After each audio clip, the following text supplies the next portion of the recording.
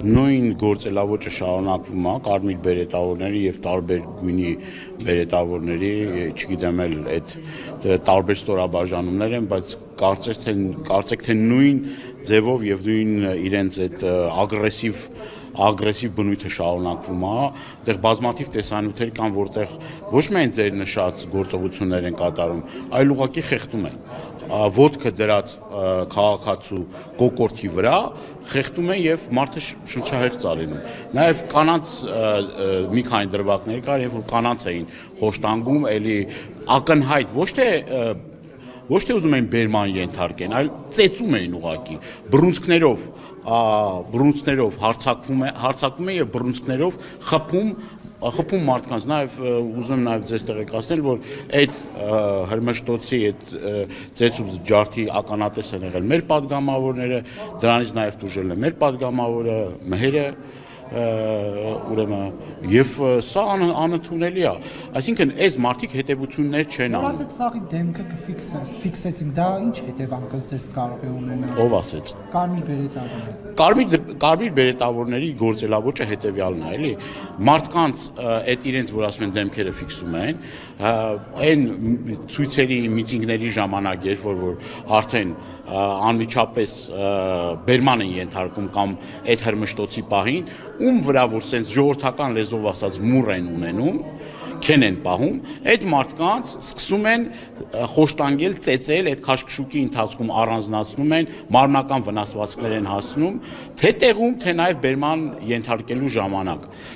Արդեն որի-որ դեպքն է, կրկնում եմ, ոչ նայում են մարդու կարգավիճակ, ասենք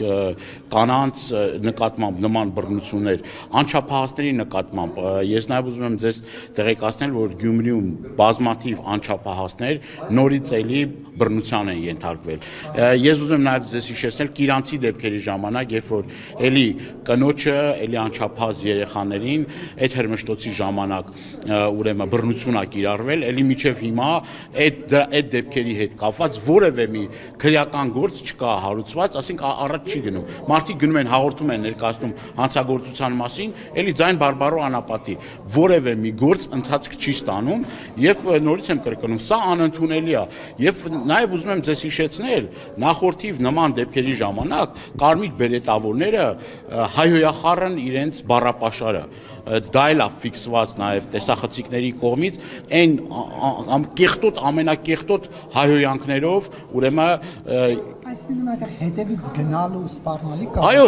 կոնկրետ սպառնալիքը այդ մարդու նկատմամբ այսինքն այդ մարդը այդ սպառնալիքները հնչեցնում է եւ այդ սպառնալիքը հնչեցնելուց հետո կրկնում եմ որը անգամ ծառայողական քննություն չի բանում չի գնում ծառայողական քննություն։ Ես կարող եմ նման տասնյակ դեպքեր ասել ձեզ եւ նաեւ փաստերով տասնյակ փաստեր կան դրան, որ կոնկրետ այս մարդիկ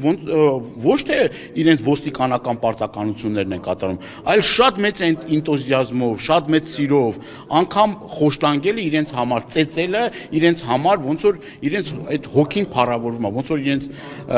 ղեկավարի հոգին է փառավորվում, նենց էլ իրենց հոգին է փառավորվում, որ հայ արյուն են տեսնում։